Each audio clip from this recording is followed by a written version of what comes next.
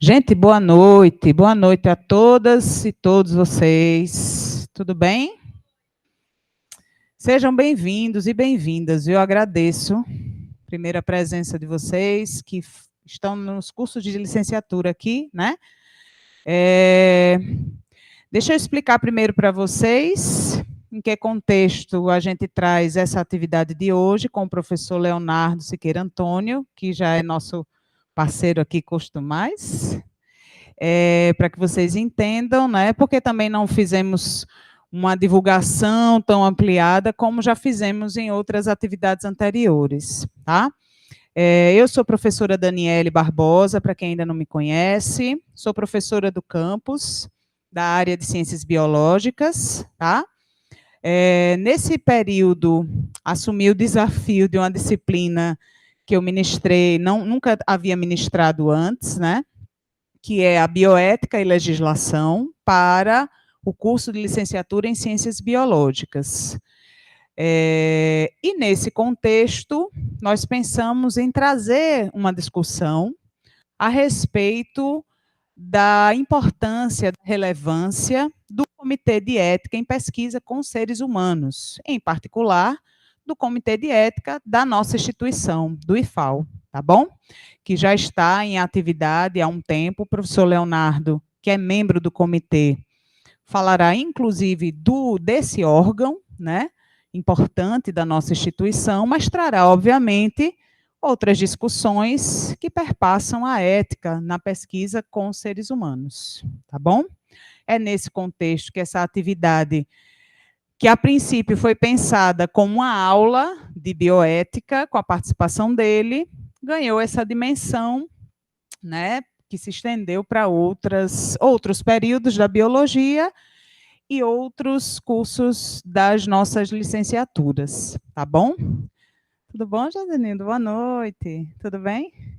Então, assim, minha gente, nosso desejo, meu e do Léo, é que vocês aproveitem bastante a oportunidade, como Siquele, professora Siquele, que está também assim conosco. Muito obrigada, Siquele, pelo apoio, pela presença, por trazer seus alunos.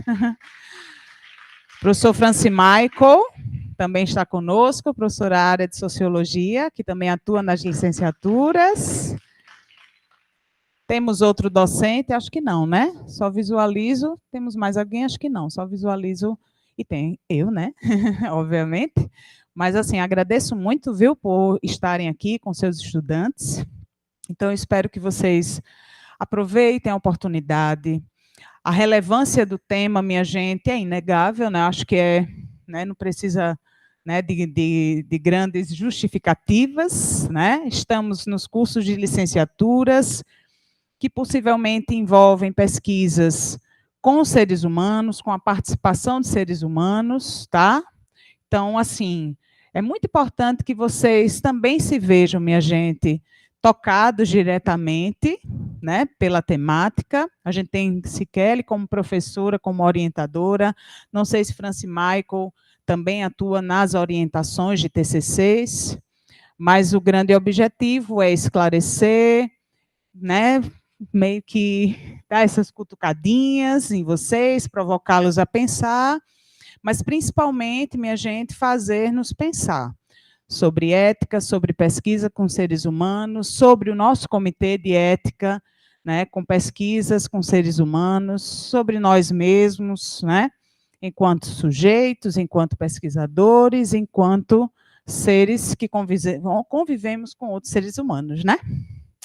Então, minha gente, aproveitem. Ao final da fala do professor Leonardo, a gente vai abrir um momento de interação com a plateia, com vocês. Peço aos meus estudantes, aos meus alunos da Bioética e Legislação, que, se possível, se sentirem à vontade, que façam suas intervenções, suas falas, tá bom? E os demais estão convidados e convidadas também a fazê-los ao final da fala do professor Leonardo. Tá bom, gente? Então, uma ótima noite, uma noite de aprendizagem para todos e todas, tá? E que a gente tire o máximo de proveito dessa nossa presença ilustre de sempre. Tá bom? Professor Leonardo, é todo seu. Boa noite. Lá de Santana do Ipanema, para esse boa noite. Boa noite a todas e a todos, boa noite a todas as pessoas. Faltou cuscuz, foi, minha gente? Faltou cuscuz. Faltou cuscuz. Esse auditório lotado, que fantástico, a multidão. Calma, multidão. Boa noite a todos e a todos, boa noite a todas as pessoas. Eu sou o Léo. Muda o slide para mim já, por favor, meus contatos. Se sentirem à vontade, viu, Léo, lhe interrompendo, gente, podem aproximar-se, tá bom? Fica uma coisa também mais juntinho, né? Porque a gente tinha pensado, como eu disse, em algo mais intimista, né? Essa dispersão. Bom, fiquem à vontade, viu? Mas o convite fica registrado. Vai lá, Léo. Eu sou professor de Sociologia do IFAL Campus Santana do Ipanema. Tenho uma trajetória de pesquisa dentro da antropologia, eu sou doutor em antropologia. Tenho ultimamente também uma trajetória em pesquisa, pensando a psicanálise, eu tenho uma formação clínica em psicanálise. E desde 2021, mais precisamente em agosto, eu sou membro titular de Ciências Humanas do Comitê de Ética de Seres Humanos do IFAL. De Ciências Humanas, do IFAL. E desde novembro de 2021, o IFAL ele tem analisado os protocolos de pesquisa, que é assim que a gente chama as pesquisas, os projetos que entram, eles se transformam em protocolo, e nós analisamos esses protocolos. Como a gente tem dentro aqui do IFAL o Prof-EPT, o mestrado profissionalizante, e a educação faz parte da grande área ciências humanas, eu tenho o privilégio de ser um dos pareceristas mais ativos dentro do comitê. Eu já analisei mais de 25 pareceres nesse período. Todo mês aparece um ou dois especificamente para mim. É interessante que a educação, mas, por exemplo, às vezes fala de nutrição, fala de sururu, fala porque está na área de ensino, então acaba caindo na área de ciências humanas. Então, também é um pouco essa ideia de trazer aqui. E hoje nós vamos destrinchar todas as leis. Brincadeira. Eu detesto lei, não sei vocês. A não ser que ela esteja a serviço de a gente entender o que é a vida. Então, eu estava conversando com a Dani e eu tenho um princípio ético. Ou eu vou falar sobre um saber sobre mim, sobre o outro, e a realidade onde eu vivo, ou eu prefiro nem sair de casa. E isso, inclusive... Tá ruim meu microfone? É o boicote? Jamais. É o boicote. Boicote nada, Léo. Inclusive, para mim é um privilégio estar aqui falando de comitê de ética, porque é a primeira vez que publicamente eu estou falando sobre isso, sobre o comitê. E eu faço parte do comitê para pensar justamente o saber que circula sobre mim, o outro e a realidade onde a gente vive. E é isso que nós também vamos discutir isso. Por isso que o título da palestra é a ética do comitê de ética. Tem uma espécie de metalinguagem, afinal de contas, eu escolhi ser membro, e ao escolher e agir ser membro, eu tive que renunciar a outras coisas. Eu aposto que vocês, a escolher fazer uma licenciatura noturna, vocês tiveram que fazer determinados tipos de renúncias, que as ações de vocês tiveram determinado tipo de consequências em relação à família, em relação, por exemplo, a pares românticos, em relação à profissão de vocês. E aí, para mim, o que é fundamental, que a gente vai discutir, então, inclusive em relação ao comitê, é a gente entender que a ética é o domínio de conhecimento para a gente discutir se somos, afinal de contas, autores de nossas vidas ou simplesmente espectadores. Quando a gente vai pensar a escolha de fazer uma licenciatura em biologia, será que isso foi um desejo de vocês, da família? Vocês pensaram isso em relação ao mercado?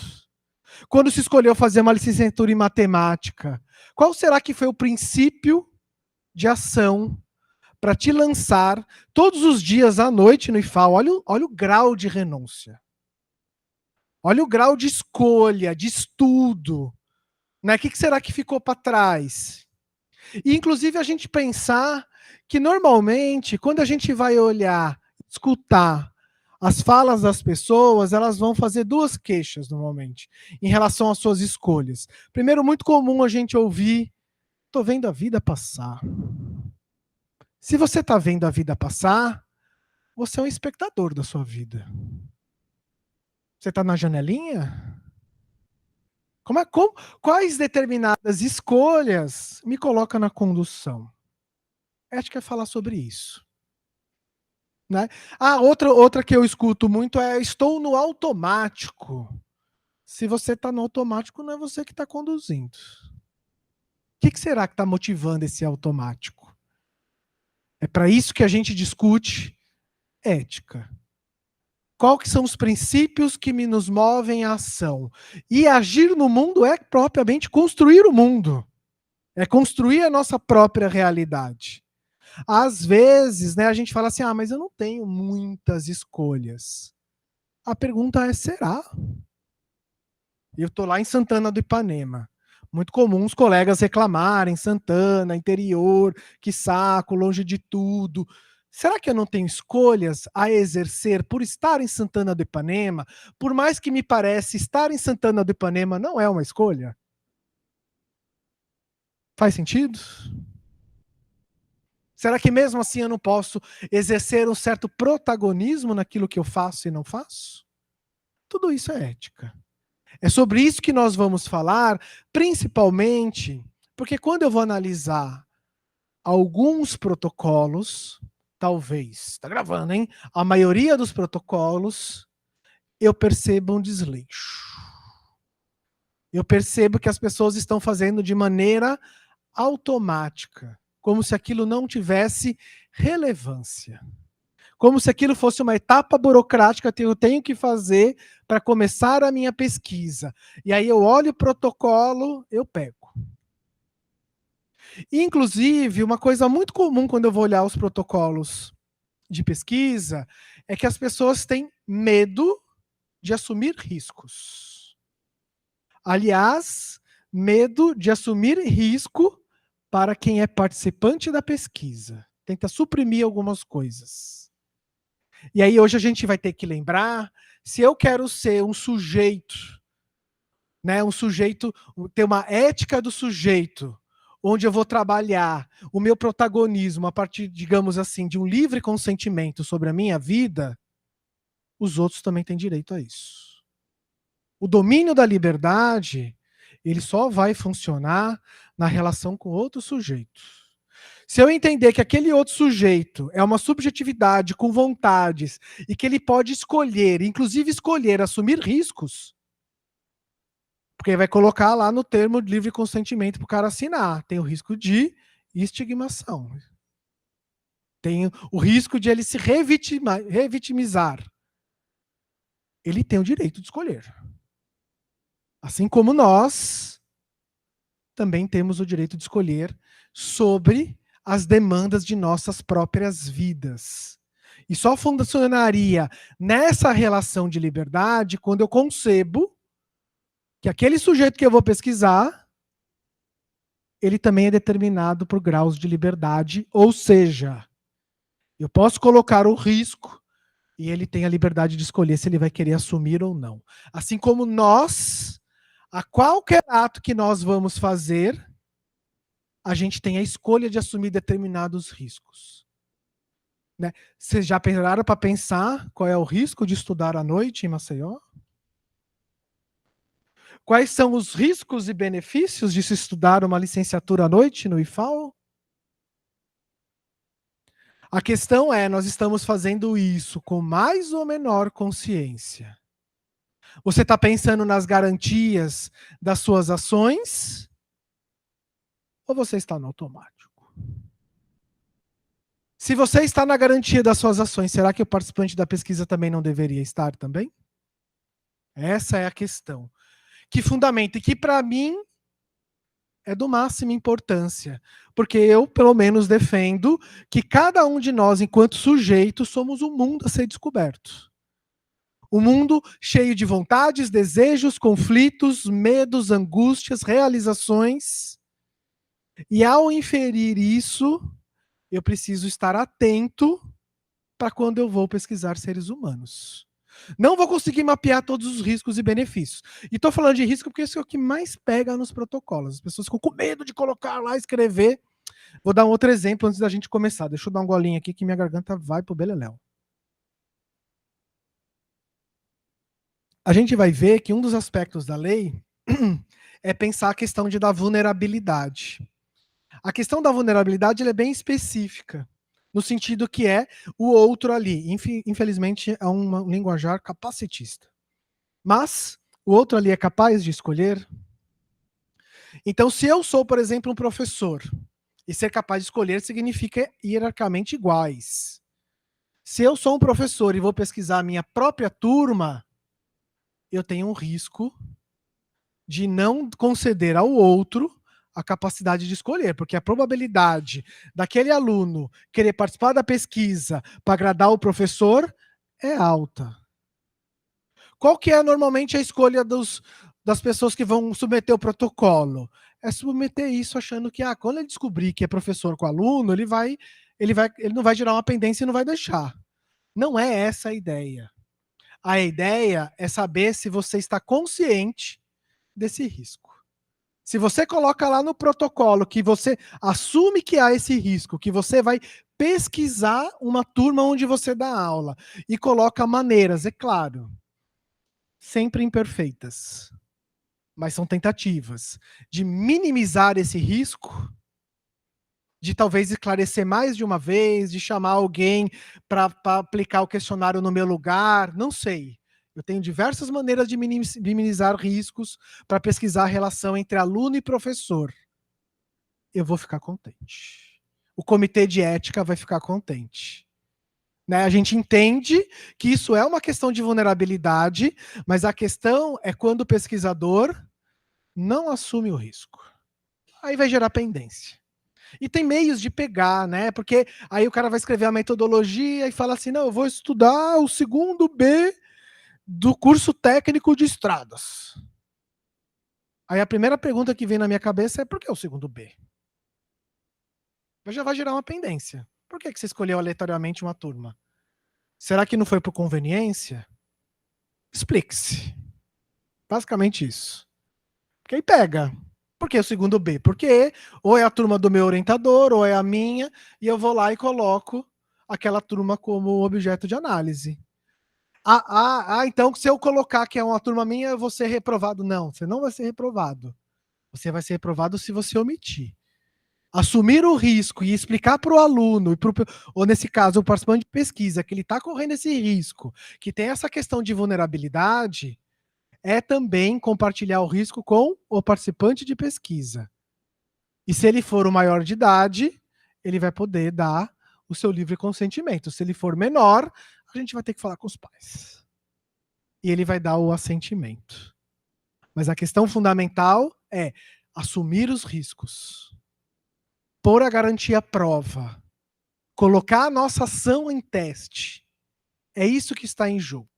Vamos mudar o slide para a gente avançar. No site do Comitê de Ética está tudo muito bem mastigadinho. A gente tem todos os modelos de documento. Tem lá os termos de livre esclarecido, tem as leis, tem um checklist de documentos. Nos modelos tem uma parte em vermelho que você vai preencher com as informações da sua pesquisa. Tem outros que já são dados, partes já formatadas para você escrever.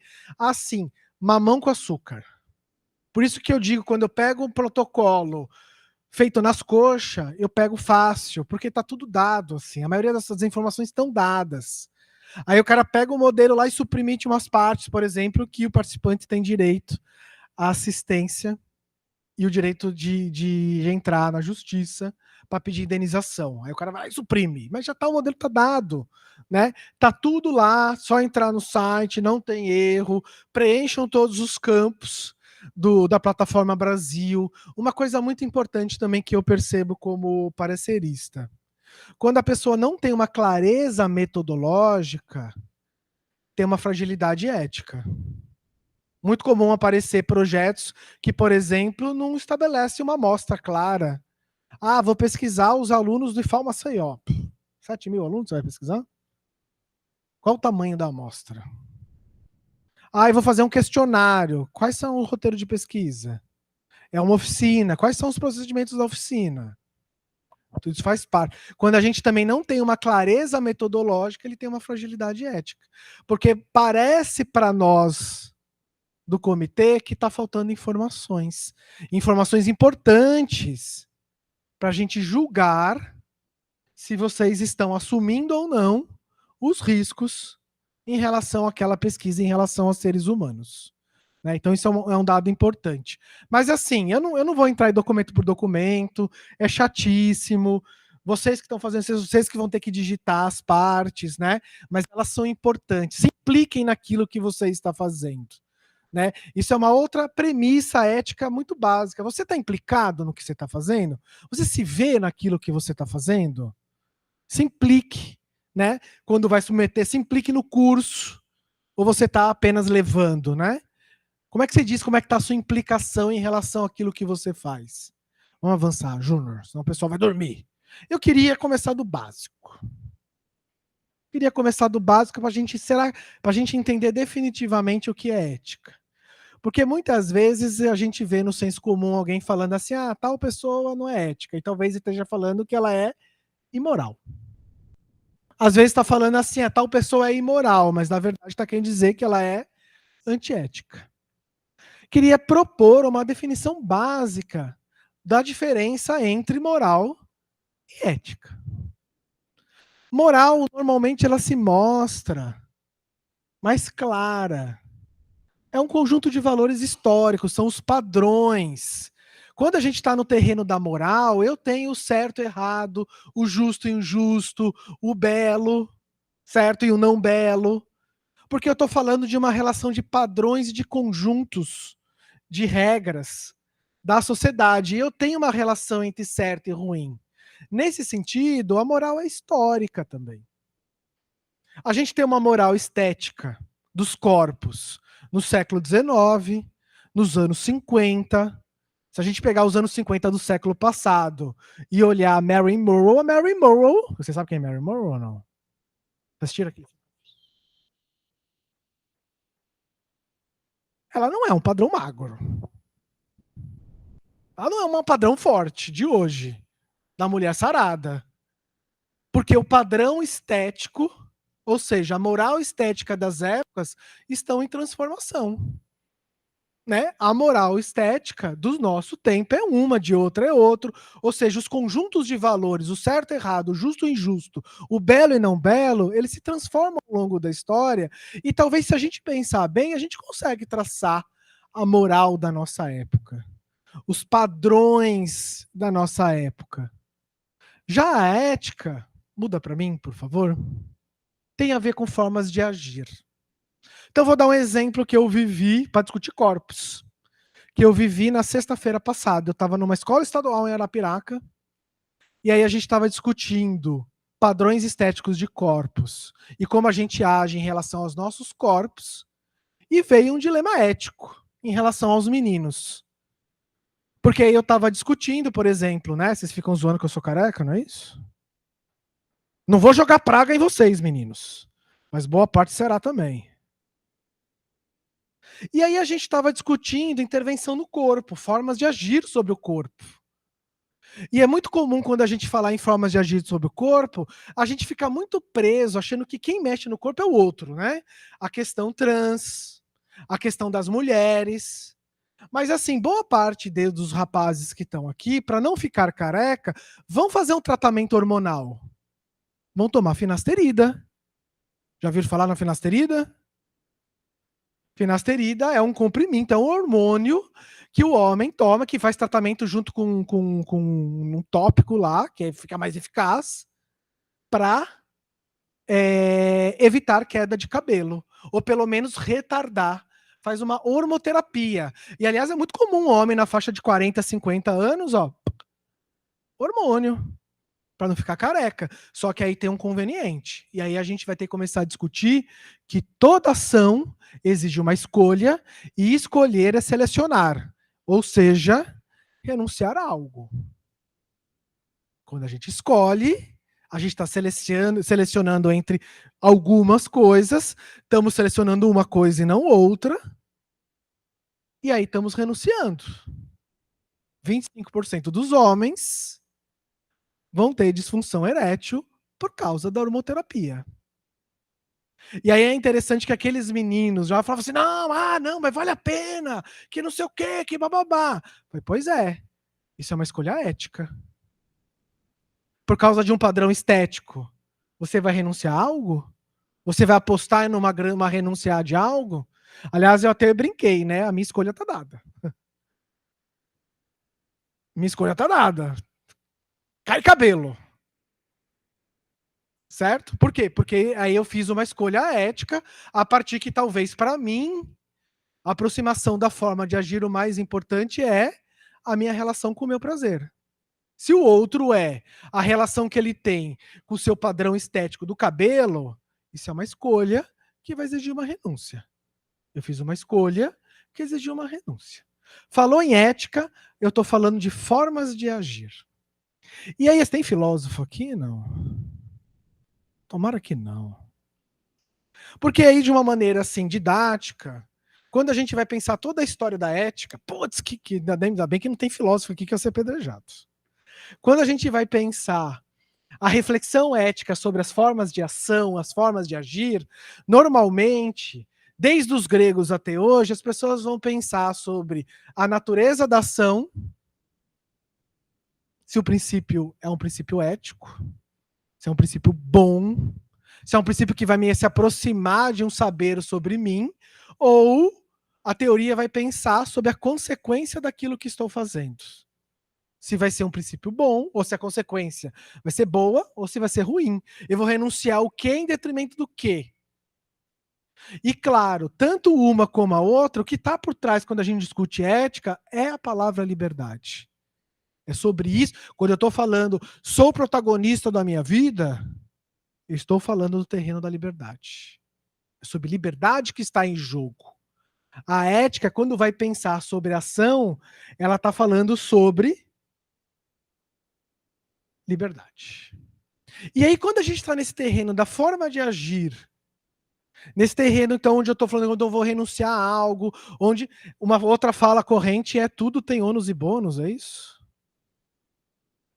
Tudo que a gente escolhe tem ônus e bônus. Isso é uma frase ética. É uma frase para se pensar a relação ética que a gente tem com aquilo que nós estamos agindo. A relação entre o bom e o ruim é complexa. Né? Ela é muito mais. A moral, se eu olho para a moral, ó, tal ação não pode fazer. Tal, quer dizer, por exemplo, os 10 mandamentos do cristianismo são uma lógica moral do mundo, onde eu divido o mundo entre o bom, o certo e o errado. Quando eu estou no terreno da ética, as coisas são muito mais complexas.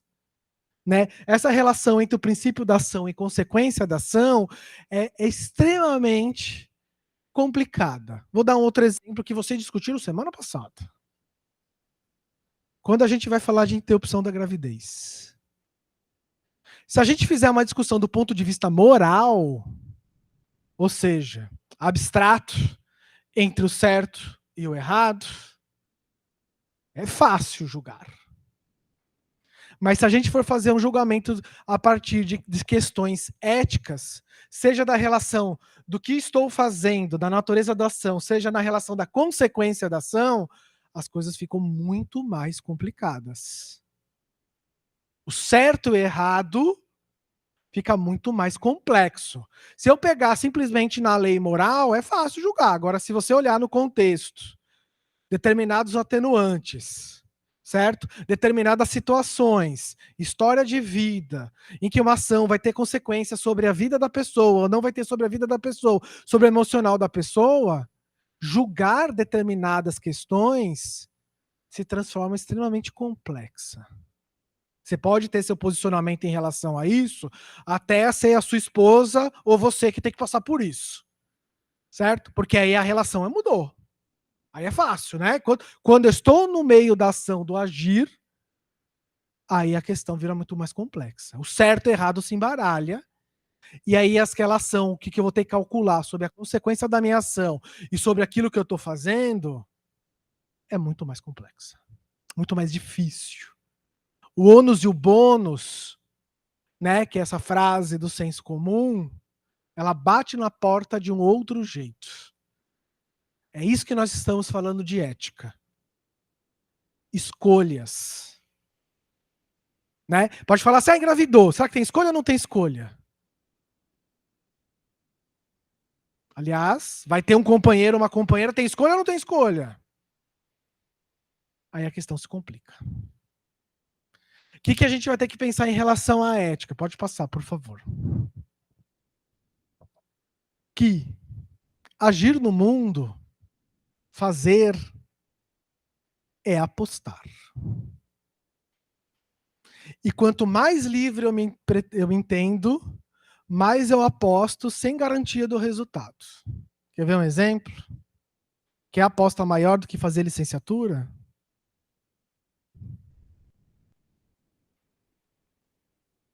Tá com garantia? Tá todo mundo empregado aqui já, é isso? Entrada no mestrado direto. E mais do que isso, né? A gente está falando de questões objetivas, mas eu poderia falar de questões subjetivas. Estávamos conversando lá, que aí o curso entra no segundo, no terceiro ano e pode virar um suplício. Você apostava nesse suplício quando você entrou? Questões subjetivas. Importante quando a gente pensa em formas de agir e de ética. A gente só sabe o que está fazendo. Porque a gente vai construir a realidade a partir daquilo que nós estamos fazendo. Vocês podem estar todos no mesmo curso de licenciatura, mas eu aposto que cada um de vocês está fazendo o seu próprio curso de licenciatura. Porque vocês estão construindo, a partir das suas escolhas, prioridades e renúncias sobre o curso.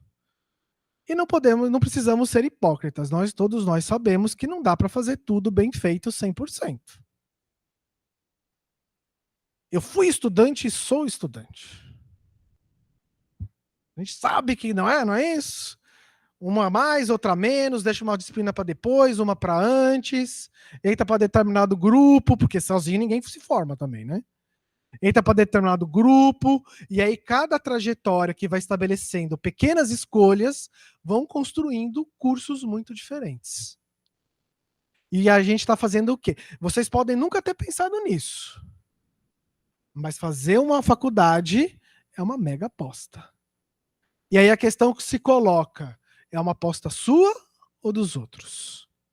É do mercado ou é do seu desejo? É porque você se aproxima daquilo que você está implicado? Ou porque foi porque papai e mamãe mandou? Ou porque tinha que fazer uma faculdade? Ou porque era mais fácil? Ou porque era mais difícil? Ou porque era mais desafiadora? Porque quando a gente está falando do ponto de vista ético, estamos falando de liberdade, estamos falando de alienação. O que é alienação? Eu não quero saber os motivos do que eu estou fazendo. Não me importa. Aliás, a gente às vezes não quer saber, mas esse motivo sempre bate a porta. Posso achar que vou levar o curso assim, assim, assado, mas chega a determinada disciplina, chega a determinado momento, angústia no peito. Não é assim? Desde o terceiro período. Olha o tamanho da aposta, né? Agir eticamente no mundo é assumir risco para si e para os outros. Quer ver um exemplo também na faculdade? O que significa para a família de vocês estarem aqui? Vocês estão fazendo a faculdade sozinho ou o companheiro, a companheira, a mãe, o pai, a tio, o vizinho, quem aposta em vocês, ou aposta? Está fazendo junto. E tem consequência para a vida das pessoas. Não só para a vida de vocês. Agir eticamente é apostar, é assumir riscos. Olha a questão lá dos riscos e benefícios da pesquisa. Para você e para os outros. Se todo mundo estiver sabendo disso, é ético. Se alguém está apostando em vocês para fazer licenciatura à noite sem saber aonde está entrando, talvez não seja ético. Esse é o princípio ali da pesquisa. Certo? E claro, né? É renunciar a algo, seja bom e seja ruim. E é incrível, né? Porque quando a gente fala de renúncia e seleção, escolhas, parece que eu estou escolhendo, eu sempre tenho que escolher entre uma coisa que é ruim para uma coisa que é melhor. Quem disse que a vida é assim? E talvez é aí que dói mais. Quando a gente vai ter que escolher algo que parente ser bom para o outro que parenta ser bom. E aí que vai gerar uma culpa danada. Claro, se eu estou escolhendo de uma maneira esclarecida, ou seja, aproximada daquilo que eu acho que eu desejo, talvez determinadas renúncias doam menos. Né? Se eu estiver escolhendo algo em relação ao desejo dos outros, porque eu quero agradar os outros, por exemplo, determinadas escolhas doem mais. Aí sempre fica aquilo assim, tá vendo? Eu fiz tudo por fulaninho e por fulaninha. Eu escolhi tal curso, eu escolhi tal disciplina, eu fui fazer bioética porque ela me pediu, essa minha amiga, pra gente se ajudar. Aí chega na hora H, se você escolheu porque você quis estar junto com aquela pessoa, vai ser uma dor. Se você acha que abriu mão de você em detrimento da vontade do outro, é uma outra dor. É melhor doer a partir das nossas próprias escolhas. Certo? Escolher por nós é uma relação. Escolher pelos outros, aliás, relacionamento tá cheio disso, né? Eu não fiz tal coisa, aí ele foi pra noitada, ela foi pra noitada, ele saiu, eu não saí com meus amigos pra ela não sair com os amigos dela, e aí não sei o quê. Ou seja, você tá fazendo uma renúncia não por você. Talvez tenha que repensar. Compreendemos que é ética? Conseguimos diferenciar do que é moral? Para a gente pensar, então, o que é ética na pesquisa? Vamos avançar? Pois é, mas o que é pesquisa e ética do sujeito? Estamos avançando no título ainda da palestra.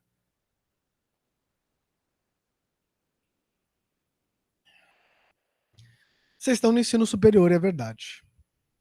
Mas por que o tripé pesquisa, ensino e extensão é importante também no ensino médio? Aliás, eu vou começar já pela tese, em vez de construir. Vou jogar na nossa cara. Para mim é muito claro, claríssimo, que a relação que a nossa sociedade tem com as fake news é um problema de escolarização. Quando a gente vê alguém com diploma de engenharia compartilhando fake news e acreditando nela, é porque a escola falhou. A escola e talvez as graduações, as licenciaturas, não foram capazes de ensinar um método para esses estudantes, seja do ensino médio ou do ensino superior, para minimamente se aproximar da realidade. Como as escolas não estão nos preparando para nos aproximar minimamente da realidade, a fake news está se disseminando. Como a gente tem muitas vezes as licenciaturas, mas como também os ensino médios, onde o conhecimento é sempre estrangeiro do sujeito, parece que ele não aplica nunca na vida o que ele está aprendendo. Ou vocês ainda lembram as fórmulas da CNTP de Química? Que todos nós fizemos provas disso. A gente ensina algo que é estrangeiro, que não é um saber sobre os sujeitos. E do meu ponto de vista, não há uma forma mais eficaz da gente se aproximar da realidade do que pesquisando. Porque a realidade ela é abrangente e complexa demais para a gente entender, basta não olhar como se tudo fosse um sistema ordenado. A gente precisa ter uma técnica de essa aproximação dela. E nesse sentido, não importa se você está na pré-escola, você tem que ter um método de aproximação da realidade. Ou se você está no doutorado, pesquisar é se apropriar da realidade onde se vive. Pode ser numérico, pode ser biológico, pode ser sociológico, mas toda pesquisa deveria dizer algo sobre a aproximação do sujeito com o conhecimento. Certo? A gente tem uma escola e muitas vezes o ensino superior, onde todo o conhecimento ele se mostra completamente estrangeiro do sujeito que conhece. Falta mais hábito de pesquisa no ensino médio e no ensino superior. Isso é pesquisar. Pesquisar é desbravar o mundo. Olha a importância de se falar de ética da ética do sujeito em termos de pesquisa. E uma coisa que é importante, já que às vezes a gente está sofrendo até subjetivamente no transcurso dos nossos cursos, deve ser porque a gente está com uma dificuldade de se implicar no processo de produção de conhecimento no curso que a gente está. No meu ponto de vista, a gente pode não pensar e talvez não perceber, mas todo ato de pesquisar provavelmente diz algo sobre o sujeito que está pesquisando. Vai por mim. Vai fazer um doutorado de 4, 5 anos que você não quer. Dói. Uma graduação já arrastada, não é isso? Vai fazer um mestrado, onde você vai ter que fazer esse ato contínuo de construir. Porque aí aqui, né, ainda na graduação, você senta numa sala, ainda é estrangeiro, aí você vê lá, você vê uns slides, aí você copia, você faz uma prova. Vai fazer uma pesquisa onde você constrói diariamente a realidade onde você está pesquisando. Talvez seja desejável que você esteja implicado, que você esteja desejando aquilo que você está fazendo. Uma das formas de ter acesso disso é se perguntar: o que aquilo que eu faço diz sobre mim? A abordagem, o método ou o objeto de análise? O que ela diz sobre os meus desejos? Isso é pensar a ética do sujeito em pesquisa. É construir a realidade se aproximando dela, pedacinho a pedacinho, a partir de um hábito metódico. Vou construindo. Penoso. Principalmente porque a gente começa fazendo uma pesquisa que a gente acha que vai desbravar o mundo, a gente vê que vai desbravar só um pedacinho, a gente já acha que já sabe tudo sobre aquele pedacinho, a gente vai começar a pesquisar, vai por mim. Pesquiso aí há 20 anos. Você vai pesquisar, o que acontece com a pesquisa? É frustração atrás de frustração. No sentido de que você não conhece a realidade onde você está emergindo. Aquilo que você acreditava que era, não é. As hipóteses, elas são importantes não para ser confirmadas, para ser quebradas.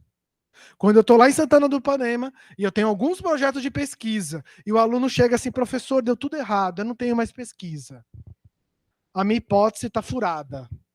Aí eu falo, agora que começou, gato. Agora essa trajetória que vai começar a ficar gostosa, porque agora você vai aprender. Antes você já sabia?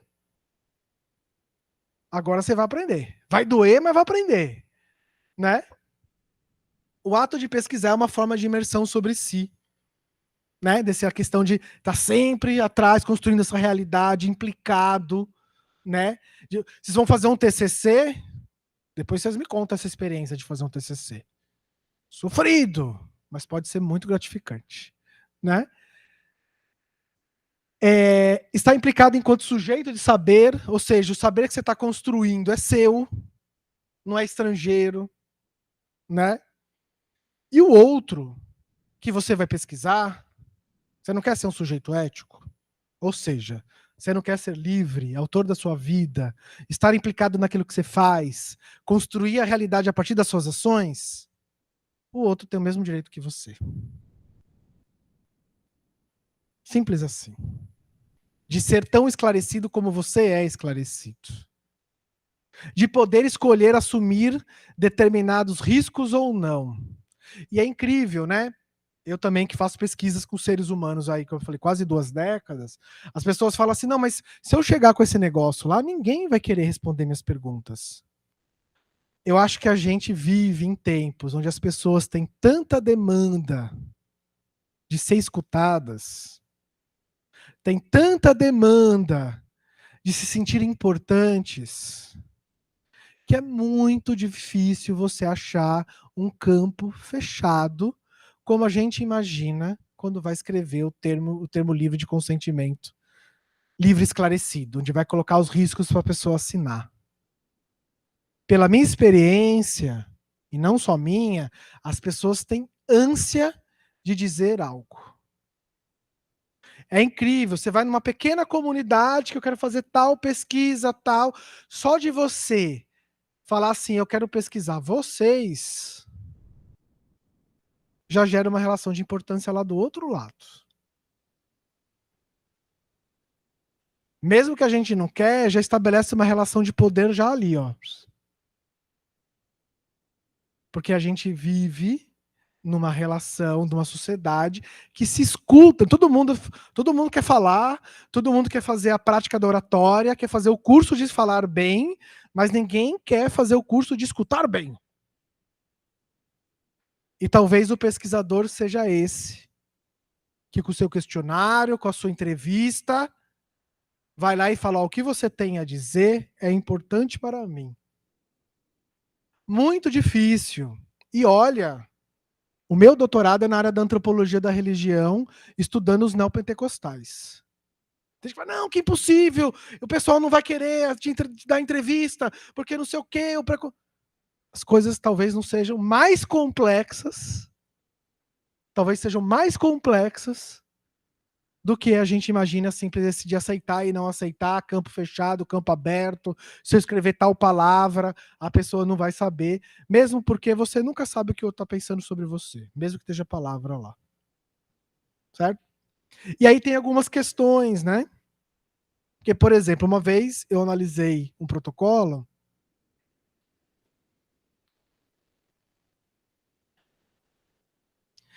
onde olhava a circulação de um certo crustáceo numa feira.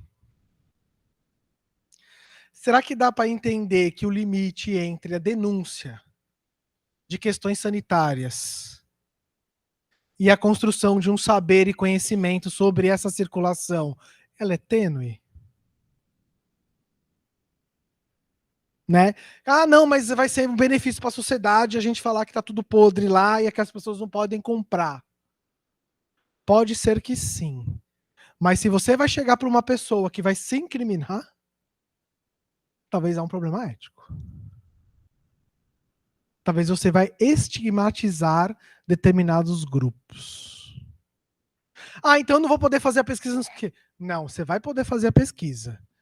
Mas você vai ter que estar ciente desse risco e vai ter que informar a pessoa e ela vai poder escolher se ela vai assumir o risco de ser estigmatizada ou não. No fundo é isso. Porque aí fica com medo, não vou pôr, não. Ponha.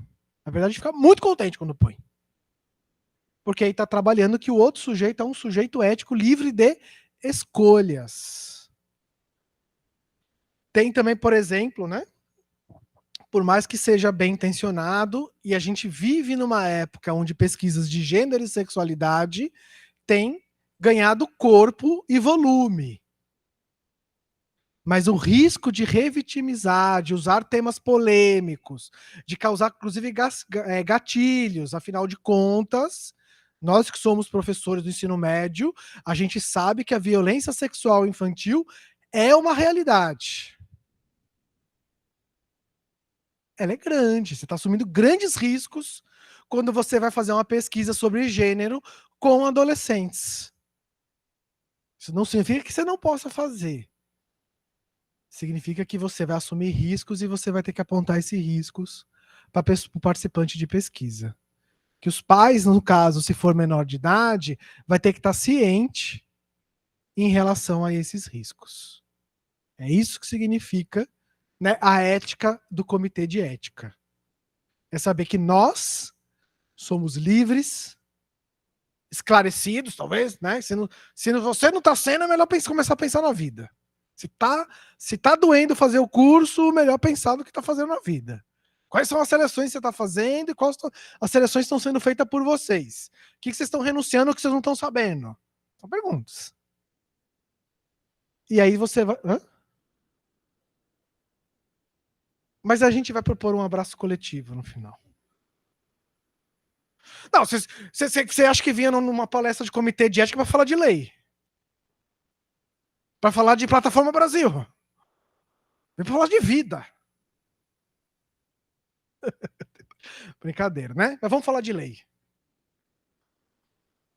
Só pra, você passa para mim o slide, por favor, Júnior? Já vão começar as leis. Nós já estamos caminhando no final. Eu prometi para Dani que eu só ia falar 1h45, não é isso, Dani? Como já se passaram 50 minutos, eu vou avançar rapidamente, né? Mas eu trouxe aqui a Lei 510, né? Para mostrar que tudo que eu falei está na lei, na verdade. Que é o princípio da lei está sendo traçado por aquilo que eu estou falando. E para mostrar para vocês que a ética da pesquisa não está só na lei e na Plataforma Brasil, ela está na nossa vida, e por isso que é tão dolorido. Talvez a gente precisasse de mais momentos para falar da vida, certo? Em relação àquilo que nós estamos fazendo. Para a gente se acostumar, né? Falando sobre o processo de pesquisa, ela é definida pelo diálogo entre subjetividades, implicando reflexividade, de construções de relações não hierárquicas, que é o começo da lei. Certo? Considerando que o agir ético do pesquisador demanda ação consciente e livre do participante. Tudo isso que eu estou falando. Pode pular, Júnior, para a gente ir. O pesquisador deve estar sempre atento aos riscos. A gente sabe que não dá para mapear todos os riscos, mas alguns são mais evidentes que os outros, né? Por isso que o pesquisador, o sujeito da pesquisa, que é o pesquisador, tem gente que coloca lá, não, porque o sujeito da pesquisa, para se referir ao participante da pesquisa, isso gera uma pendência boba. O sujeito, quem é o sujeito da pesquisa são nós, os pesquisadores, né? Tem que garantir assistência, independente se ele mapeou no risco ou não. Causou algum dano ao participante da pesquisa, é o risco que nós estamos assumindo. E quanto mais o outro for esclarecido, melhor para nós. É um ganho para nós, a pessoa estar lá esclarecida. Estar ciente dos riscos que está assumindo em participar das nossas pesquisas, né? Tá aqui, né? Parágrafo 2º do artigo 19. Participante da pesquisa que vier a sofrer qualquer tipo de dano resultante da sua participação, previsto ou não no registro do consentimento livre esclarecido, tem o direito à assistência e a buscar indenização. É o risco que nós estamos assumindo. Não pode pular. Estamos terminando. Devemos tomar todas as atitudes cabíveis, e aí aqui também é importante, né? Tem um textão aqui, porque, por exemplo, né, eu falei dessa questão dessa circulação comercial de um certo crustáceo numa feira livre, em algum lugar em Alagoas. A gente sabe que é muito difícil a gente minimizar um risco de estigmação, né, de estigmatização desses participantes de pesquisa. A gente entende o limite tênue entre denúncia e pesquisa, e que essa minimização ela vai ser imperfeita. Mas o que a gente quer saber é se vocês sabem disso, para assumir esses riscos. É isso que importa, no fim das contas. Se vocês estão cientes dessas minimizações e das suas, às vezes, pouca abrangência de concretude, mas tem que estar lá, né? O pesquisador deve adotar todas as medidas cabíveis para proteger o participante quando criança, adolescente ou qualquer pessoa cuja autonomia esteja reduzido. É o caso que eu falei, por exemplo, professor-aluna, professor-aluno, que caracteriza a situação de limitação da autonomia, porque a questão é se o outro é capaz de escolher. Se ele está livre, capaz nesse sentido, se ele está livre para escolher, certo? Reconhecendo sua situação, então, reconhecer é importante quando você assume os riscos. Da sua situação peculiar de vulnerabilidade, independente do nível de risco da pesquisa, certo? E aí, para concluir, os benefícios, ainda benefício tá bem simples, né? Normalmente, quando a gente vai olhar nos protocolos, quando vão falar de benefícios, fala assim, o benefício para o conhecimento da humanidade. Não é só esse o benefício que está em jogo. Qual é o benefício para aquela comunidade? Qual é o benefício social para aquilo que você está fazendo? É isso que está envolvido. O princípio ético é a sua relação é você em relação ao outro. É importante falar sobre o benefício que você vai gerar no conhecimento internacional e dos tratados de educação e ensino entre biologia e matemática? É importante. Mas a questão está além quando a gente está tratando com seres humanos. Qual é o benefício para quem está sendo pesquisado? Ele vai assumir riscos sem ter nenhum tipo de benefício. Qual que é o benefício para a sociedade em geral? Certo? Pode pular. Para a gente acabar com a pessoa. Bom, a gente viu um pouco cada um disso, né? O que é ética do sujeito na ética da pesquisa, que é apostar na aproximação do próprio desejo de saber. Você tem que estar implicado. Vai fazer um doutorado sem estar implicado nele para você ver como se vai, não vai doer. Apostar na aproximação da realidade onde se vive e se implicar com ela. Por isso que o benefício está para além do conhecimento.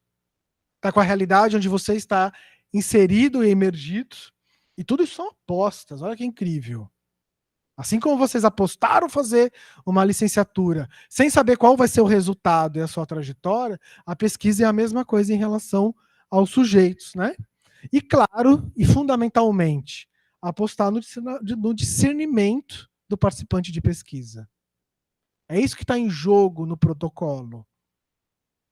Não é se o risco é alto ou baixo em relação aos participantes, mas se ele vai ter condições de escolher em participar ou não. E aí eu vou fazer uma garantia para vocês, apesar de terem poucas garantias nas nossas apostas. Vamos para o último slide. Que vale a pena. Vale a pena a gente apostar um saber que é sobre nós, quando se vai pesquisar também. Vale a pena apostar sobre o saber, sobre minha relação com o outro. Vale a pena também apostar no saber para entender como a realidade é. E apostar sobre o saber sobre mim, o outro, e como a realidade funciona, é muito melhor do que ser espectador da própria vida. Do que estar no automático. Do que escolher alienar-se. Mesmo que as pessoas sejam desprezíveis, mesmo que a realidade seja insuportavelmente injusta, que a gente vai investigar, que, aliás, é o normal. Estar no Brasil é lidar com essa realidade. Você vai fazer uma pesquisa, eu que sou da sociologia, fazer uma pesquisa de gênero, vamos esbarrar em feminicídio. Vamos esbarrar sobre homens agressores. Mesmo quando as pessoas são desprezíveis, as nossas condições, mesmo subjetivas, às vezes elas são precárias, ou seja, a gente tem dúvida, mesmo quando a realidade é insuportavelmente injusta, mesmo na ordem do impossível de se realizar. Pela ética do desejo, é melhor, né? Porque nos fazemos radicalmente sujeito da nossa própria trajetória. Falar em ética em pesquisa e falar em pesquisar é fazer uma aposta radical de que nós podemos ser radicalmente sujeito da nossa própria história. Porque estamos produzindo conhecimento sobre mim, minha relação sobre o outro e a realidade onde nós vivemos. Mesmo que essa realidade seja insuportável, mesmo que as pessoas sejam desprezíveis, é melhor apostar em ser sujeito do que espectador da própria vida. Muito obrigado, pessoal.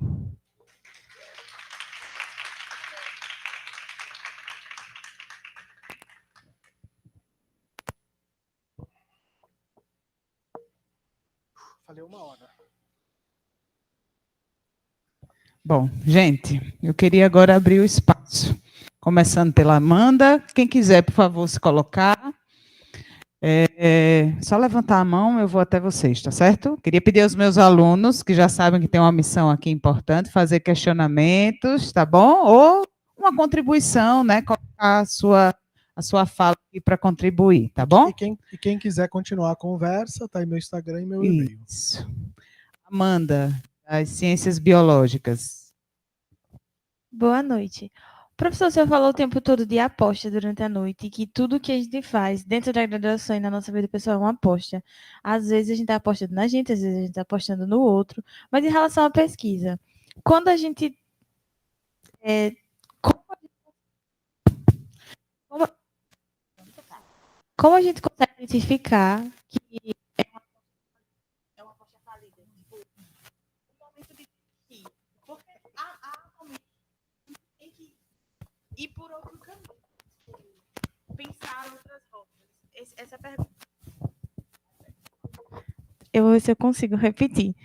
Tá, qual é o momento que a gente tem que desistir da aposta? Não necessariamente da aposta completa, mas, por exemplo, buscar outros caminhos, que a gente tem que reconhecer.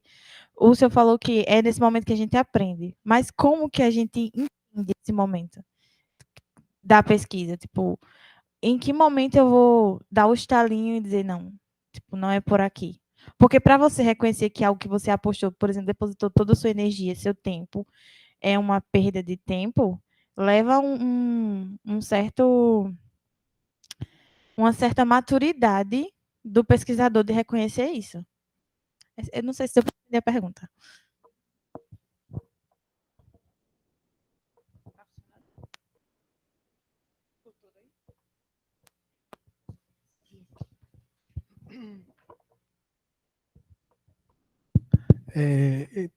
Eu que não consegui fazer funcionar, né?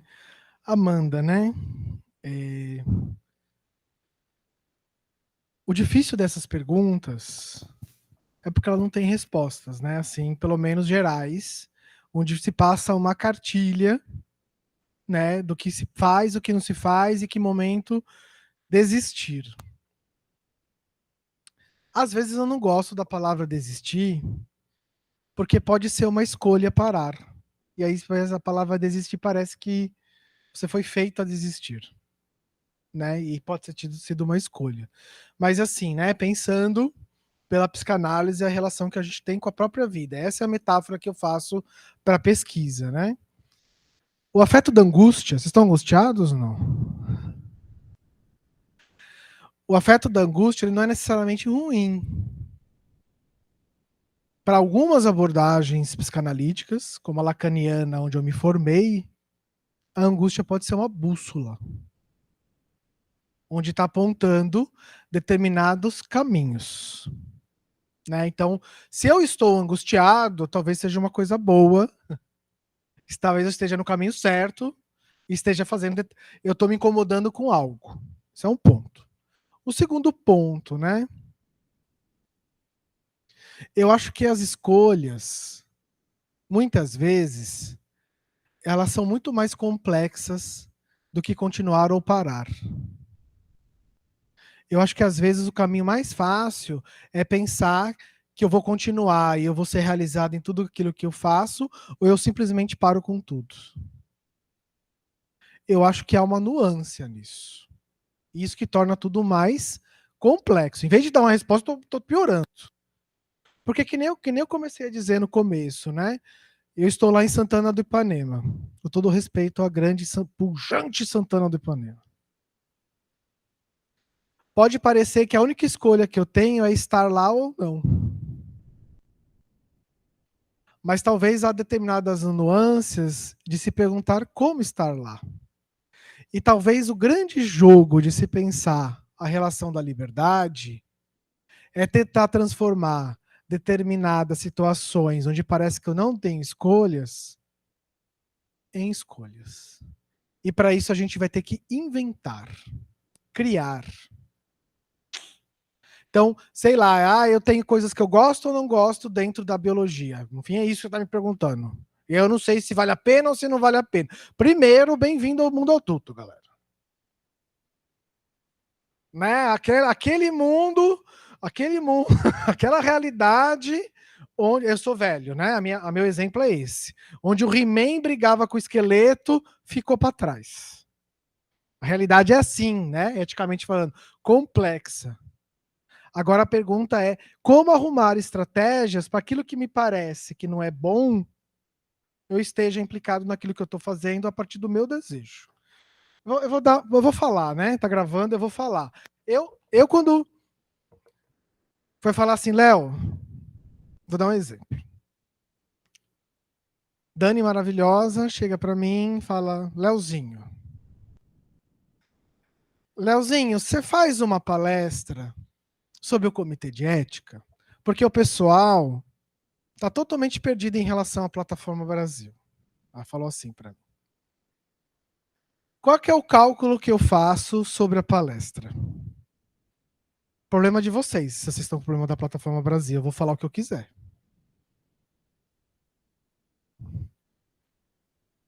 Né? Às vezes, só para bazar, fala, tem trabalho sim, assim, assado. A gente fica muito preso no que o outro quer da gente e simplesmente não faz. Ou acaba... Você me viu falando de maneira apaixonada, aponta, anda para lá, não sei o quê, porque eu estou implicado naquilo que eu estou fazendo, porque eu estou fazendo como eu quero.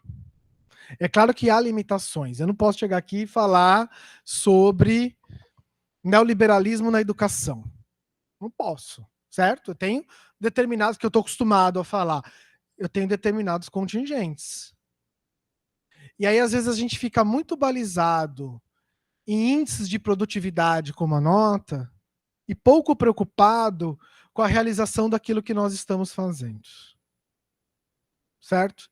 Às vezes, vale a pena tirar um 5, onde eu tenho tesão no que eu estou fazendo, porque aí a Dani vai me dar uma nota e vai falar, Léo, você fugiu do tema, então eu te dou 5. Você não abriu a Plataforma Brasil. 5, Léo. Mas às vezes vale a pena tirar um 5, onde eu estou implicado, do que talvez tentar me aproximar do que ela quer e eu não quero fazer. Tá claro isso? Porque às vezes parece que a gente não tem escolha, mas tem escolha. E aí eu sempre digo uma coisa, né? Sobre o que a gente está falando, sobre realização, naquilo que a gente está fazendo. Eu sempre falo a mesma coisa e dou o mesmo exemplo. Ter orgulho do que os outros consideram sucesso é muito fácil. Muito fácil. Você consegue passar na faculdade, aí bota foto no Instagram, aí todo mundo bate palma, aí as pessoas falam que legal. Incrível como isso acaba passando. Esse tipo de euforia. Mas a pergunta é, que eu sempre pergunto por aí. De quais fracassos você tem orgulho? Os outros acham que é um fracasso. Quantitativamente foi lá, tirou 2. De quantas notas 2 nós temos orgulho por ter passado? Quantas coisas nós fizemos que quantitativamente para os outros é pífio? Mas foi eu que fiz. E eu posso me orgulhar do que os outros consideram como fracasso. Vocês querem ter pistas se estão no caminho certo em relação ao próprio desejo? A dica é, o outro fala, nossa, mas está ridículo o que você fez. Está ridículo o que você fez. E você olha para aquilo que você fez e você fala, caramba, fui eu. Ah, mas isso é um fracasso. Eu tenho um projeto chamado Poéticas do Sertão. Né? Tem 25 alunos trabalhando e como produto é um perfil no Instagram. Aí esse projeto já tem quase 3 anos. E há 3 anos eu temo fazer lives. Vou fazer uma live terça-feira. Chama Medo na Escola. Aí eu vou fazer a live na escola, vai estar lá incrível 2 pessoas. Quantos professores e professoras, quantos alunos falam, ai, Léo, mas só tinha 2, não sei o quê, essa live é um fracasso. Pois é, quantas pessoas estão falando publicamente e tentando traçar hipóteses sobre a violência nas escolas? Eu tô. Se é um fracasso isso para você, fica com o seu fracasso, porque para mim, sou eu. Respondi mais ou menos?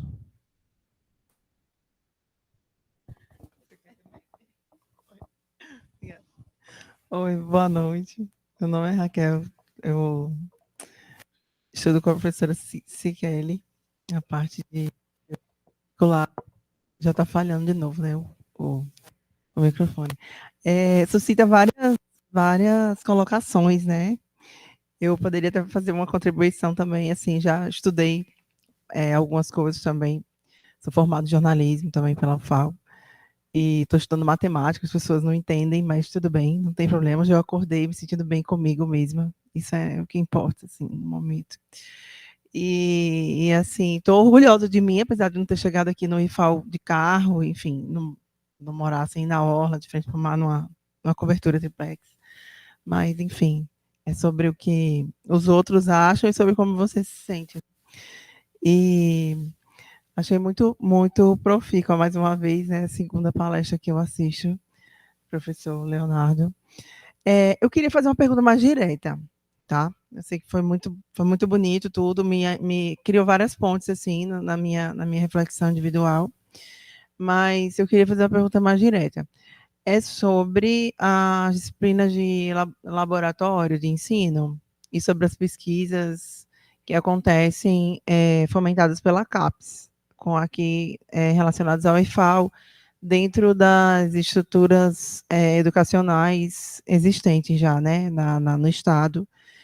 E aí eu queria saber como é que funciona esse direcionamento da ética em relação à comunicação às famílias sobre os estudantes que participam das nossas pesquisas, porque nós somos pesquisadores, né? Estamos sendo acompanhados pelo professor das turmas que eles, no caso, né? A gente trabalha com as turmas que o professor ali está supervisionando. Então, são turmas dele, né? E aí nós participamos como pesquisadores. Aí, por exemplo, eu já estou numa viagem, assim, vou dizer viagem, que faz parte, né, da minha realidade, mas é de pensar em outro projeto de pesquisa simultâneo dentro da mesma instituição. E aí eu me fiz essa reflexão hoje, assim, assistindo, que seria isso.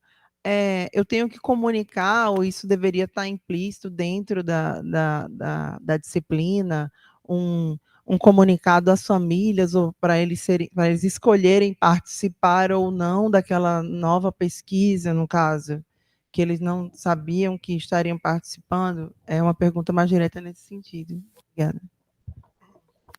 Ótima pergunta. Porque eu estou compreendendo, só para contribuir, Léo, que é uma atividade de ensino, né, Siqueli, envolve aí uma pesquisa, e aí você está falando de uma outra etapa além, que seria uma pesquisa dentro desse contexto de uma atividade de ensino que já tem uma pesquisa implicada. Não é isso? Boa pergunta. E aí, Léo? Se a pessoa é menor de idade, quem tem que assinar o termo livre esclarecido é o responsável por esse menor de idade.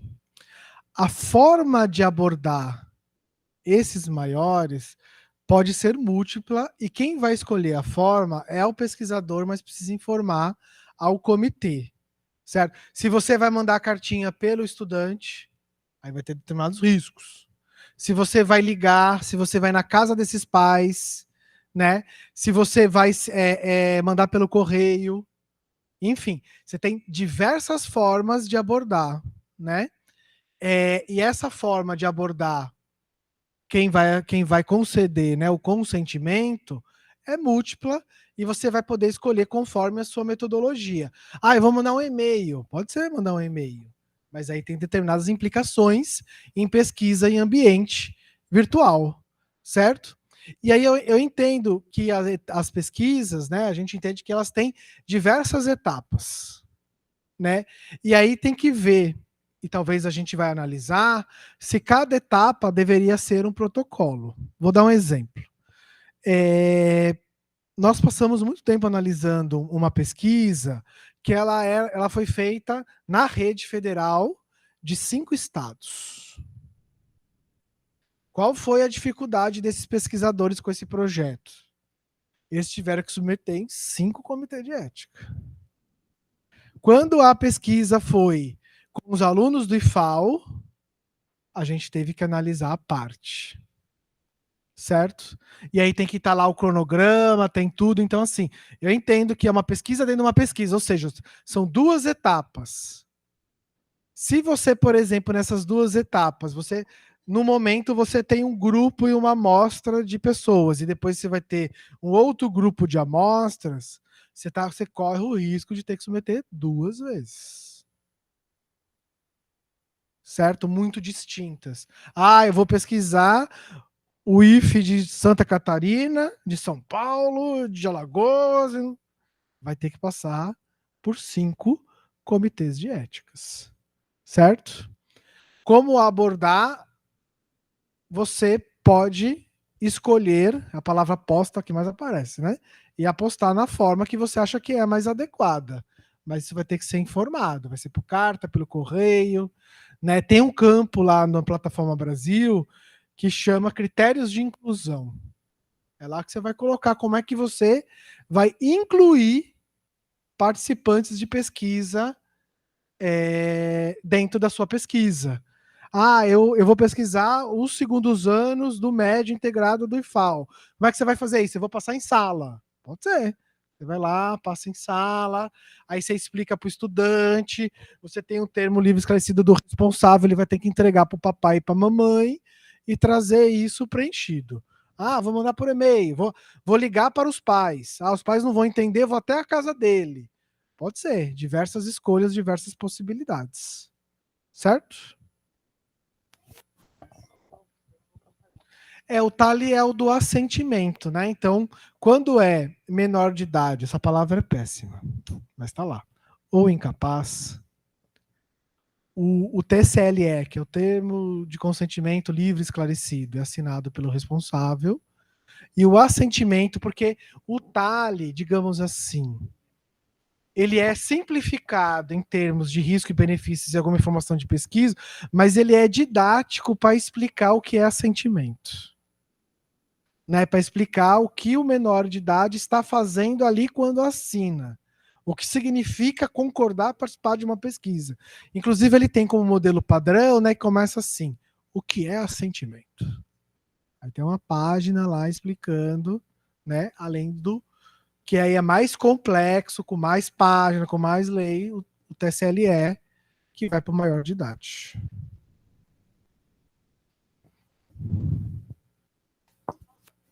Pode, ela que perguntou. Pode falar? Tá. O André pediu para falar, em seguida eu vou passar para a professora Siquela e você. Pode ser? Vai lá, André. Boa noite. Boa noite. Professor Leonardo, boa noite, prazer conhecê-lo. Eu tenho uma dúvida. Né? Em primeiro lugar, meu nome é André, sou aluno do 8º período do curso de Biologia e estou fazendo minha segunda graduação. E assim, como é que chamam? É o conselho, né? Conselho de ética, é isso? Comitê. Comitê. O Comitê de conselho ética. é para ver as condutas dos servidores. Certo. O comitê é para analisar as pesquisas. E assim, na minha primeira graduação, eu não me lembro de ter, foi na UFAL, e eu não me lembro dessa questão do comitê. E aí foi novo para mim aqui, tá? Então ficou uma situação nova. Algumas dúvidas. Então, assim, estou na reta final, estou trabalhando, né? Estamos construindo o TCC. E aí fiquei numa dúvida, por exemplo, que forma de pesquisa, né? No meu trabalho, no caso, é voltado para a educação. Então, vou trabalhar uma turma específica, aí ficou a dúvida. No caso da graduação, essa pesquisa obrigatoriamente tem que passar pelo comitê, na graduação, né?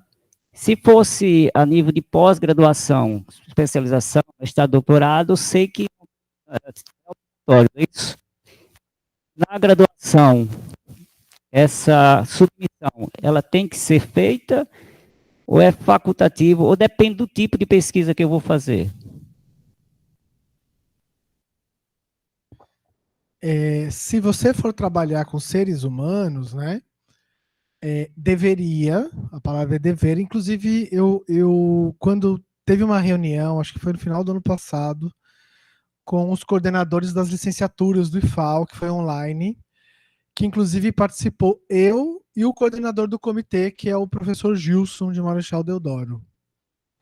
E ficou bem claro, né? E aí a preocupação do pessoal do TCC em relação ao tempo, né? Porque se submete, tem análise, aí volta, não sei o quê. E aí, sim, deveria ser submetido. Eu também. Eu fiz um mestrado e um doutorado, se bem que meu doutorado foi televisão, né? Então, não precisou, porque não trabalhei com seres humanos. Mas também não submeti a comitê de ética nenhum, porque isso tem sido um movimento dos últimos 10 anos. Tanto que o comitê de ética do IFAL, na verdade, ele é ativo desde novembro de 2021, que tem que ser pensado, né?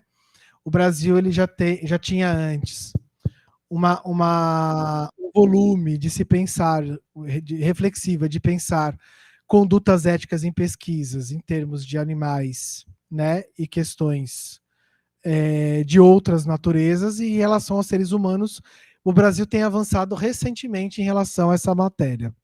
Sobre pesquisas, né, todo tipo de pesquisa, não.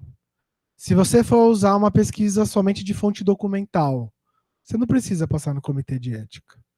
Se você vai usar pesquisa, imagens de domínio público, sei lá, vamos supor que você quer pesquisar a dança dos famosos do Domingão do Hulk, sem entrevistar ninguém, você vai analisar imagens.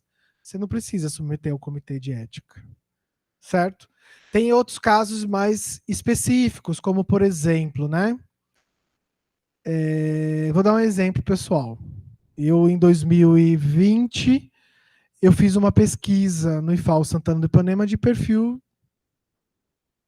de discente. A gente não sabia onde morava, como morava, se tinha internet, estávamos no ensino remoto, fui a campo com outro colega, a gente montou um banco de dados. A princípio, aquilo não tinha uma intenção de pesquisa, certo?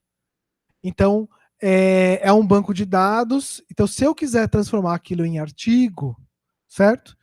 Eu vou ter um processo mais simples no comitê de ética, onde eu vou ter, fundamentalmente, o assentimento da instituição. Certo? Claro que vou ter garantia anonimatos, vou ter garantia não sei o quê, mas é um processo muito mais simples. Então, assim, todo tipo de pesquisa passa pelo comitê de ética? Não.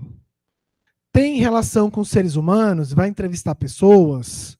Vai fazer oficinas? Precisa. Né? Essa é os novos procedimentos. Léo, professora, se Estão me ouvindo? Então, boa noite a todos e a todas. Muito obrigada, professor Leonardo, desde já. Eu queria pegar um gancho com a pergunta de André, sobre esse processo de submissão dos projetos de TCC especificamente, né? Trabalhamos com a orientação dos TCCs e, em geral, os estudantes têm muito interesse de fazer pesquisa com pessoas, entrevistando licenciandos, entrevistando professores, de fazer essa aproximação com a realidade, mas esbarramos ainda com essa questão do tempo. Algumas licenciaturas têm a disciplina do TCC acontecendo em um único semestre, então não daria tempo, talvez, de fazermos essa submissão. Então, eu queria saber, enquanto orientadora, né, enquanto professora da área de pesquisa aqui, que estratégias teríamos, então, para tentarmos conciliar as questões éticas de submissão ao comitê e as questões práticas de tempo mesmo, de tempo de duração do semestre, como é que conseguiríamos fazer essa conciliação? Eu tenho outra pergunta. Posso fazer agora ou faço depois? Posso responder rapidinho, pode né? A gente continua esse dia, só para eu não esquecer, né? Eu acho que a cadeira de ética em pesquisa devia estar dentro das licenciaturas. Isso é o primeiro ponto.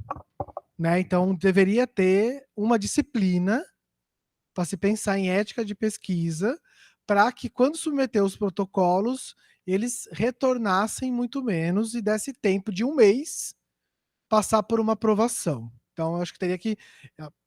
É difícil, mas pensar na transformação dos PPCs frente a essa nova realidade. E, pelo jeito, essa realidade veio para ficar.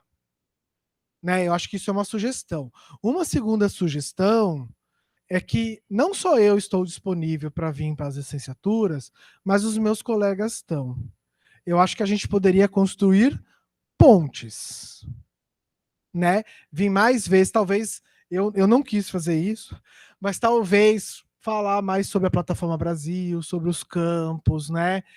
Ver lá em relação ao Prof. PT, a gente já foi várias vezes lá, né? Para tentar mitigar essa relação do cara ficar com 3, 4 submissões, o que significa que vai ficar 4 meses a pesquisa parada em relação ao comitê de ética. Então, assim, eu sugiro que as coordenações poderiam pensar em produzir pontes, né? Por exemplo, né? Eu já fiz isso com algumas pesquisas, de fazer uma espécie de consultoria. Vem, chama o Léo vem, fala, ó, mexe isso, daquilo, ó, isso aqui não entendi, bababá, não sei o quê, tenta refinar esses protocolos. Qual que vai ser a consequência disso? Quando esse protocolo aparecer para uma decisão colegiada, eu vou ter que sair da reunião. Certo? Mas eu acho que o caminho é construir pontes e pensar numa mudança que seja mais efetiva, é colocar dentro das grades uma cadeira, uma disciplina que vai pensar ética e pesquisa, principalmente na questão do comitê de ética. Eu acredito até, Léo, que não sei se nas outras licenciaturas, mas uma disciplina que trate mais, né, voltada à ética em pesquisa, que eu saiba, pelo menos, se aí vocês me confirmam, é na biologia, né? Quando a gente tem essa disciplina de bioética e legislação, e aí a gente traz, né, para a discussão a questão da ética na pesquisa, né, com seres humanos. Eu não me recordo se em outras licenciaturas tem algo parecido. Eu estou pensando alto aqui, né? Chutando porta Sim, aberta, como eu costumo sim. dizer, né? Mas provavelmente já deve ter uma disciplina de projetos. Uhum. Por que não convidar alguém do comitê para ler esses projetos na disciplina de projetos? Sou eu desbravando. Não, aí chama alguém do comitê para participar, faz um evento, paga um café. Já vou lhe convidar, viu, professor? Já sugestão, muito obrigada. A outra pergunta é para contemplar também quem está aqui das outras disciplinas. Temos estudantes aqui de Educação, Comunicação e Tecnologias e também da disciplina de Teorias Educacionais e Curriculares. E falou sobre o papel da escola para aproximar o sujeito que conhece da realidade. Eu achei fantástica essa frase, essa fala, esse desafio, e tem tudo a ver com essas nossas disciplinas, né? A gente fala lá de uso responsável da internet, a ética ao usar a internet, a gente pensa na ética relacionada ao currículo da educação básica, e eu queria saber como, então, você enxerga essas questões éticas no currículo atual da educação básica. Pensando no estudante do ensino fundamental, no ensino médio, como é que você acha que a escola, a partir do ponto de vista curricular mesmo, tem preparado esse estudante, ou não, ou quais os desafios que a escola enfrenta, para que ele perceba essas questões éticas e haja em relação a isso a partir do currículo escolar? Eu acho que a gente está na escola para intervir no mundo. Tem gente que acha para arrumar que é um emprego, né? Aí, nesse sentido, eu acho algumas coisas. A questão curricular. Primeiro, a gente tem uma discussão. Qual professor, o conselho de classe, ou que a pessoa vai discutir o currículo? Entende? Vai discutir construção de currículo. Aí a gente tem algumas limitações, né? Do meu ponto de vista, ter uma base nacional curricular comum, que na verdade não é o mínimo, é o máximo, é o tamanho do negócio. Que deveria ser o mínimo. Eu entendo que a gente precisa ter uma base mínima curricular, mas não é o que acontece com a BNCC, por exemplo, né? A gente tem o máximo. Aí eu acho que a gente deveria ter mais margem para construir currículos frente a cada contexto e realidades, né? Vou dar um exemplo, né? Eu acabei de vir de Viçosa. Eu dei 2 palestras hoje de Viçosa em relação à saúde mental. E lá tem um curso integrado em administração. Para mim é inconcebível esse curso ser exatamente igual ao que se ministra em Santana do Ipanema. E aí o que mais me incomoda, Sir Kelly, que quem está discutindo isso não está tendo voz e representatividade para dar volume a essa discussão do currículo. E aí a gente acaba caindo em iniciativas pontuais de alguns professores. Então, eu dou sociologia, o primeiro ano é Marx, Weber, Durkheim, chatice. Aí é um desafio imenso trazer o Durkheim para a realidade dos alunos. E aí eu, por isso está sendo gravado, eu vou editar isso. Eu, por iniciativa à parte, eu pego o 4º bimestre e chamo de Sociedade Alagoana. E que vou tentar estudar a realidade a partir de cordéis. E aí eu vou querer discutir, por exemplo, religiosidade. Eu estou na região mais católica do Brasil, segundo o IBGE, que é Santana do Ipanema. Eu vou querer discutir relações de gênero. Eu vou querer discutir gravidez na adolescência. E todos são temas que se a gente apontar, são fundamentais para os estudantes, para os jovens, né? Mas aí você me fala, qual currículo que a gente consegue adaptar nesse sentido? De qual disciplina? Né? Aí a gente vai ver a geografia da Europa e não entende por que não chove no sertão. Sabe os negócios assim? Então, enfim, acabou virando um desabafo, né? Eu gostaria que os currículos fossem discutidos nas formações dos professores. Eu gostaria que currículo fosse discutido no conselho de classe. A gente fala em currículo, as pessoas têm medo, né? Assim como, né, eu acho que assim, alguns temas a gente não poderia fugir de uma formação continuada. Avaliação, currículo. Parece que a gente fica muito preso a metodologias ativas, salas invertidas e não sei o quê. Como se isso... Aí você faz uma sala invertida para discutir sexo dos anjos. Nada que tenha a ver com o aluno, com a vida do aluno. Se você não discutir currículo com sala invertida, qual que é o sentido do que você está fazendo, né? Então, enfim. Outra coisa, assim, tá gravando, eu vou editar também. Os meus colegas professores lá, porque a gente está à beira, já aprovamos, né? Estamos à beira de começar um curso superior em administração. Aí fez um